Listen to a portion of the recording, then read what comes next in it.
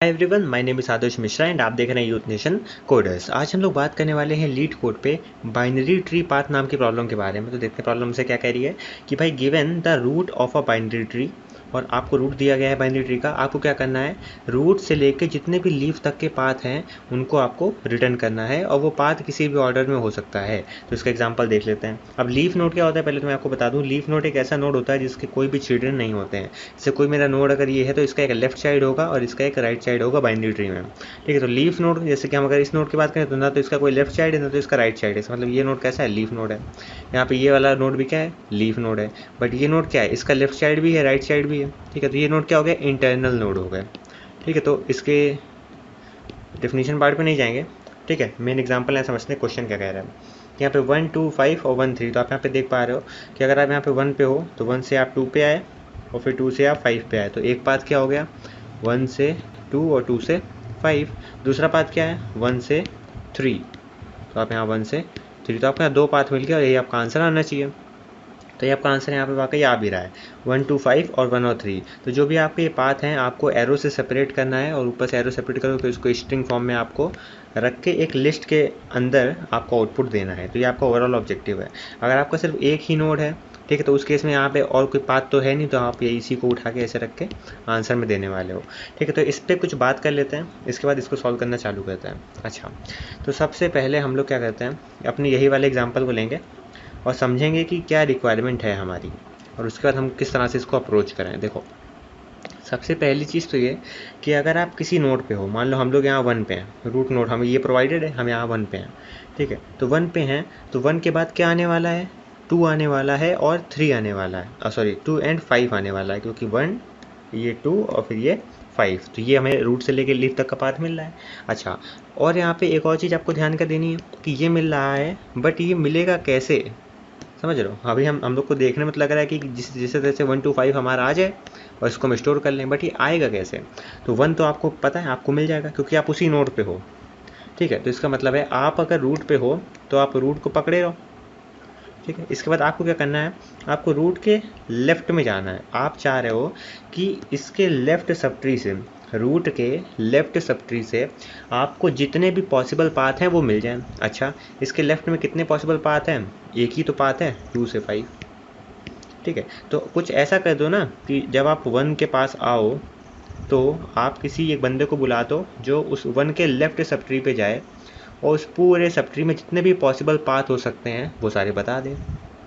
तो मान लो कि जो हमारा ट्री है, ये ट्री कैसा हो जाए, अभी अपने केस में 1 2 5 पाथ है, मान लो यहाँ 2 के बाद इधर एक और नोड है 4।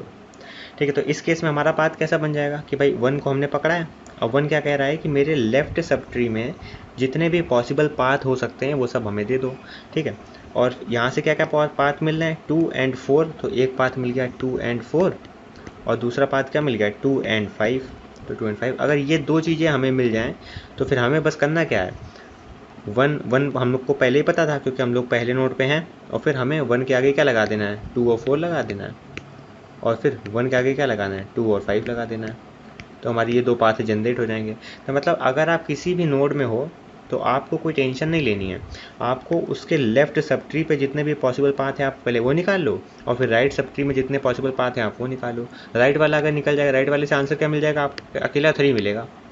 ठीक है, तो 1 पे आप हो, राइट से आपको 3 मिल रहा है, तो हमारा फाइनल आंसर क्या हो गया, 1 था ही, एरो लगा के 3 और जोड़ देना है, तो एक ये आंसर मिल गया और 2 यहाँ से मिल गए। ठीक है, इन तीनों को उठा के लिस्ट में रख देंगे। तो ऐसा कुछ हमारा प्लान है।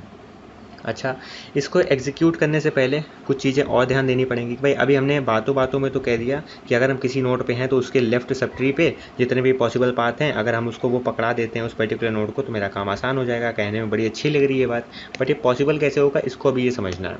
ठीक है, तो अगर हम 1 पे हैं, अगर मैं 1 पे हूँ, मैंने फंक्शन 1 पे कॉल करा है, ठीक है, तो ये 1 के लिए क्या चाहता है कि 1 का जो लेफ्ट सब ट्री है, ये जो लेफ्ट सब ट्री आप देख पा रहे हो, इस लेफ्ट सब ट्री में जितने पाथ हैं हमें वो मिल जाए। अच्छा, मान लो यहाँ पे 4 भी है। ठीक है, ऐसे ही हम क्या कह रहे हैं कि इसका जो राइट सब ट्री है वहाँ से भी हमें सारे पॉसिबल पाथ मिल जाएं। तो किसी भी नोड पे अगर जाओगे, ठीक है, तो उसके लेफ्ट में और उसके राइट में जितने भी सब ट्री है, जो लेफ्ट सब ट्री है और राइट सब ट्री, उसके पाथ आपको चाहिए वापस। तो आप क्या चाहते हो कि जब भी आप फंक्शन कॉल करो इसके लेफ्ट में तो आपको वहाँ से उसका पाथ मिल जाए। अच्छा, तो आप 1 पे थे, फिर आप कहाँ आ गए, 2 पे आ गए। अब आप अगर 2 पे आए हो तो 2 भी यही काम करेगा भाई, ठीक है। अब अगर 1 पे थे तो हमने क्या कहा कि पहले लेफ्ट पे जाओ, मैंने लेफ्ट पे फंक्शन कॉल कर दिया। अब लेफ्ट पे करा है तो 2 के पास अगर कंट्रोल आया तो 2 भी तो यही चाहेगा ना कि उसका जो लेफ्ट सब ट्री है और उसका राइट सब ट्री है वो उसको पाथ दे दे। ये बात भी बिल्कुल सही भाई, 2 भी तो अपना मालिक बन गया अभी, क्योंकि हमने फंक्शन को 2 के लिए कॉल कर दिया है, लेफ्ट के लिए कॉल किया। 1 का लेफ्ट क्या है 2, और 2 के बाद जब फंक्शन कॉल होगा तब 2 कह देगा कि भाई ऐसा करो, मेरे लेफ्ट से जितने भी पॉसिबल पाथ हैं वो दे दो, और 2 कह देगा कि जितने मेरे राइट से पॉसिबल पाथ हैं वो दे दो। अच्छा है, तो लेफ्ट साइड में देखा है तो ये इसने 2 ने कंट्रोल किसको दे दिया 4 को। उसने कहा लेफ्ट साइड से पता करके बताओ हमें कितने पाथ हैं।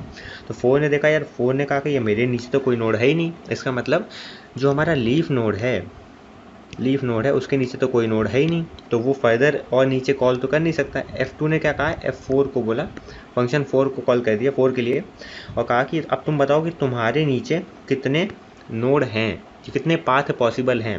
तो 4 ने बोला भाई मेरे नीचे तो एक भी पाथ पॉसिबल नहीं है, मैं आखिरी बंदा हूँ। तो इसका मतलब अगर हम लीफ नोड पे होंगे तो हम क्या चाहते हैं कि 2 को क्या मिल जाए, 2 को एज इट इज़ 4 बोल दे कि तुम्हारे नीचे सिर्फ एक रास्ता है जो 4 है।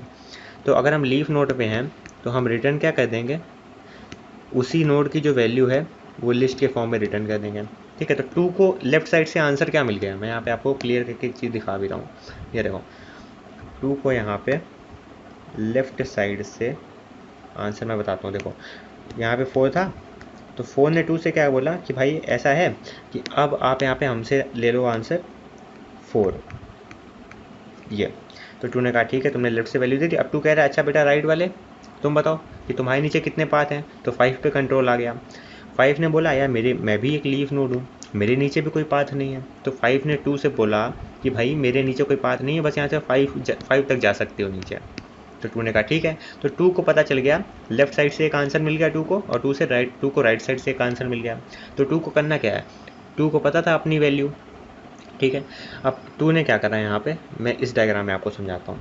ये देखो यहाँ हुआ क्या, 2 ने 4 को कॉल किया, तो 4 ने बोला 2 से कि भाई यहाँ से आपको 2 का जो लेफ्ट है वहाँ से इसको आंसर मिल रहा है 4, और 2 का जो राइट है, राइट क्या था जब इसने किसको कॉल किया था, 5 को कॉल किया था, उसी फंक्शन को राइट को कॉल किया। राइट से इसने आंसर क्या दिया, उसने कहा राइट से आपको आंसर सिर्फ 5 मिल पाएगा। तो 2 के लेफ्ट में 4 है, राइट में 5 है, इसका मतलब हमें 2 वैल्यूज़ मिल गई क्या, 2 के लेफ्ट में 4 और दूसरा क्या मिल गया 2 के राइट में 5। तो ये दो चीज़ें जो हैं इसको उठा के लिस्ट में रख दूंगा, ठीक है। अब ये जो इंटायर प्रोसेस इतना था, यहाँ से हमें क्या मिल गई, हमें एक लिस्ट मिल गई है। ये इतने एरिया से कैलकुलेट करने के बाद हमें एक लिस्ट मिली, इसमें 2 एलिमेंट पड़े, पहले एलिमेंट है 2 से 4 और दूसरा है 2 से 5। तो ये लिस्ट जो है ये किसको रिटर्न करने वाले हैं, ये हम लोग रिटर्न किसको करने वाले हैं, 1 को रिटर्न करने वाले हैं, क्योंकि हम लोग लेफ्ट साइड पे आए किसकी मदद से थे, 1 ने ही तो कहा था कि भाई 2 ऐसा करो तुम अपने लेफ्ट साइड से जितने पॉसिबल पाथ है वो निकालो। तो 2 ने सारे पॉसिबल पाथ निकाल के इस लिस्ट में रख दिए, ठीक है। तो ये लिस्ट इसने 1 को दे दी। अब 1 को अगर लेफ्ट साइड से कुछ लिस्ट मिलती है तो 1 को ये पूरा जो आपने डायग्राम देखा, इस पूरे की जगह जब फंक्शन रिटर्न होगा तो आपको मिल क्या जाएगा, एक लिस्ट मिल जाएगी जहाँ पे 2 4 और 2 5 होगा। तो यहाँ से क्या हो रहा है, एक लिस्ट मिल रही है इसको 2 से 4 2 से 5, ये लेफ्ट साइड से मिल रहा है 1 को। तो 1 को जब लेफ्ट साइड से ये वैल्यूज़ मिलेंगी तो 1 को क्या करना है, सीधा लेफ्ट साइड से 2 वैल्यूज़ अगर मिल रही है लिस्ट में तो एक एक करके आइटरेट करेगा हमारी लिस्ट में और दोनों वैल्यूज़ को कॉन्कैटिनेट कर देगा। तो 1 तो इसके पास वैल्यू है ही है, पहली वैल्यू उठाओ 2 से 4, तो 1 से 2 से 4 एक ये पाथ हो गया मेरा। फिर 1 है ही है, अगली वैल्यू क्या है 2 से 5, तो 2 से 5 ये दूसरा पाथ ये हो गया, ठीक है। 2 एलिमेंट उठा के हमने लिस्ट में रख दिया, तो 1 का मेरा आंसर आ गया। तो 1 के लेफ्ट साइड से जितनी भी वैल्यूज़ थी हमें वो मिल गई, सारे पाथ मिल गए, और 1 के राइट साइड पर वही ऑपरेशन परफॉर्म करना है। तो इनडायरेक्टली हम लोग कर क्या रहे हैं, अगर हम किसी भी नोड में हैं, ठीक है, तो हम क्या करेंगे, हम कह देंगे कि ऐसा करो, उस नोड के लिए सारे पाथ निकालने से पहले उसके लेफ़्ट में जितने भी पाथ हैं आप पहले उसके लेफ़्ट वाले पाथ निकाल लो, इसके बाद आप उसके राइट वाले पाथ निकाल लो, और उसके बाद आप क्या करो उस नोड में, अब भाई लेफ़्ट से जो पाथ आएगा वो आएगा एक लिस्ट के फॉर्म में, यहाँ पे कुछ वैल्यूज़ पड़ी होंगी, ठीक है। तो 1 क्या करेगा, अपनी वैल्यू उसको पता ही है 1, और जो हमारी लेफ्ट साइड से लिस्ट आई है उसमें जितनी भी वैल्यूज़ होगी उन सबको उठा के क्या करेगा, कॉन्कैटिनेट कर लेगा, जोड़ लेगा अपने में, ठीक है। ऐसे राइट से कुछ वैल्यूज़ आएंगी उनको भी अपने में जोड़ लेगा, तो हमारे सारे पाथ आ जाएंगे। अच्छा, एक चीज़ यहाँ से पता चली कि अगर हमारा कोई लीफ नोड है, अगर हम लीफ नोड पे आ जाते हैं तो वहाँ पे हम लोग को रिटर्न करना है 5, मतलब जो उस नोड की वैल्यू है वो, जैसे 5 पे आ गए तो हम लोग रिटर्न कर देंगे अपने 2 को, 2 से कह देंगे कि भाई नीचे तुम 5 को ही यूज़ कर सकते हो और कोई एलिमेंट नहीं है। अब मान लो कि जो हमारा ट्री है वो एम्प्टी है, उसमें कोई भी नोड है ही नहीं, ठीक है। जब उस ट्री में कोई नोड नहीं होगा, इसका मतलब जो रूट होगा ये हम लोग को क्या पास होगा, एज अ नन वैल्यू। तो अगर मेरे रूट की वैल्यू नन है, ठीक है, मतलब हमारे पास कोई नोड है ही नहीं, हम किसी नोड पे ही नहीं, एम्प्टी नोड है, उसमें कुछ है ही नहीं, ठीक है। तो हम लोग वहाँ पे क्या रिटर्न कर देंगे, एम्प्टी लिस्ट, खाली, ठीक है। अब जैसे 2 है तो 2 के लिए इसके लेफ्ट में कुछ नहीं है ना, तो 2 को लेफ्ट साइड से कुछ ना कुछ तो वैल्यू चाहिए, तो वहाँ से इसको क्या मिल जाएगी, खाली लिस्ट मिल जाएगी। मतलब 2 के लेफ्ट में एक भी एलिमेंट नहीं है। अच्छा 2 के राइट से क्या वैल्यू मिल जाएगी, 2 के राइट से एक वैल्यू मिल जाएगी, इसमें पड़ा होगा 5। तो अब 2 क्या करेगा, अब कॉन्कैटिनेशन होगा तो 2 अपना तो ऐसे बना रहेगा। अब कह देगा लेफ्ट साइड से जितनी भी लिस्ट में वैल्यूज़ हैं उन सबको उठा के मेरे में जोड़ दो एरो लगा के, तो लेफ्ट साइड से एको वैल्यूज़ नहीं है तो 2 का 2 ऐसा ही रहा, ठीक है। राइट साइड पे देखा तो 5 पड़ा हुआ था, ठीक है। तो 2 ने क्या कहा, जो मेरे राइट साइड से जो लिस्ट आई है इसमें जितने भी एलिमेंट हैं उनको एरो लगा के जोड़ दो, तो पहला एलिमेंट क्या है, 5 है, ठीक है। तो 2 से 5 एक ये पाथ मिल गया। अब ये जो पाथ है ये हम लोग लिस्ट में रख के 1 को रिटर्न कर देंगे, तो 1 के लिए भी सेम एक लिस्ट आ गई जिसमें एक ही एलिमेंट पड़ा है 2 से 5। फिर 1 भी ऐसा ही करेगा, 1 जो है कहेगा मेरे लेफ्ट से जो लिस्ट आई है उसमें जो एलिमेंट पड़ा है उसको मेरे साथ कॉन्कैटिनेट कर दो। तो ये सीन यहाँ पे चल रहा है। अब इसका यहाँ पे कोड देख लेता, ठीक है। तो यहाँ पे सिंपल है, यहाँ पे देखो आपको बाइनरी ट्री का पूरा यहाँ पे ऑब्जेक्ट ओरिएंटेड प्रोग्रामिंग का यूज़ करके इन्होंने एक क्लास बनाई है ट्री नोड नाम की। हर एक नोड के अंदर कोई एक वैल्यू होगी, लेफ्ट होगा और राइट होगा उसका, ठीक है, पॉइंटर होंगे। अब यहाँ पे बात कर लेते हैं फंक्शन की। तो फंक्शन हमसे क्या कह रहा है कि भाई आपको रूट प्रोवाइडेड है, ठीक है। तो सबसे पहला काम क्या है कि हमें एक आंसर वाली लिस्ट बनानी है, तो हमने यहाँ पे बना ली, ठीक है। हर एक नोड के लिए अपनी आंसर वाली लिस्ट होगी, समझ रहे हो। जैसे कि अगर हम यहाँ पे बात करें इसकी, तो 1, यहाँ पे 2, यहाँ पे 3, ठीक है। तो इस 2 की अपनी खुद की एक लिस्ट होगी जिसमें क्या पड़ा होगा, सिर्फ 2 पड़ा होगा, क्योंकि 2 के नीचे और कोई एलिमेंट नहीं है। 3 के लिए एक अपनी अलग लिस्ट होगी जिसमें 3 पड़ा होगा, ठीक है। 1 के लिए क्या होगा, 1 के लेफ्ट में जो पार्ट, लेफ्ट साइड से क्या मिल रहा है, 2 मिल रहा है, तो 1 के लिए एक लिस्ट होगी इसमें पड़ा होगा 1 एरो 2, ठीक है। और 1 के लिए एक राइट साइड से भी एक एलिमेंट आएगा, वो क्या होगा 1 एरो 3। और जो 1 की लिस्ट होगी हम लोग इसे रिटर्न कर देंगे क्योंकि यही सारे वो पॉसिबल पाथ हैं। तो हर एक नोड के लिए अपनी अलग अलग लिस्ट है, तो हमने क्या करा, एक LST नाम का लिस्ट बना लिया जो कि अभी यहाँ पे एम्प्टी है। फिर अब हम चेक करेंगे कि भाई अगर मेरे रूट की वैल्यू नन है, मतलब अगर हमारे रूट जो है, जो हमारा यहाँ जो हमारा रूट पॉइंटर है वो किसी को पॉइंट आउट नहीं कर रहा है, ठीक। तो उस केस में हमें क्या करना होता है, खाली लिस्ट रिटर्न कर देनी होती है। जैसा हम लोगों ने लेफ्ट वाले केस में देखा भी था कि उस समय पर 2 के लेफ्ट में कुछ नहीं पड़ा था, तो अब 2 तो बोलेगा ना कि भाई मेरे लेफ्ट में अगर कुछ पड़ा हो तो हमें वो दे दो, उसके जितने भी पॉसिबल पाथ हैं लेफ्ट साइड पे उनको एक लिस्ट के अंदर रख के दे दो। बट हमें जब 2 के लेफ्ट में कुछ मिलेगा ही नहीं तो हम कह देंगे कि भाई 2 तुम्हारे लेफ्ट में कुछ है ही नहीं, तो एक एम्प्टी लिस्ट हम उसको रिटर्न कर देंगे, ठीक है।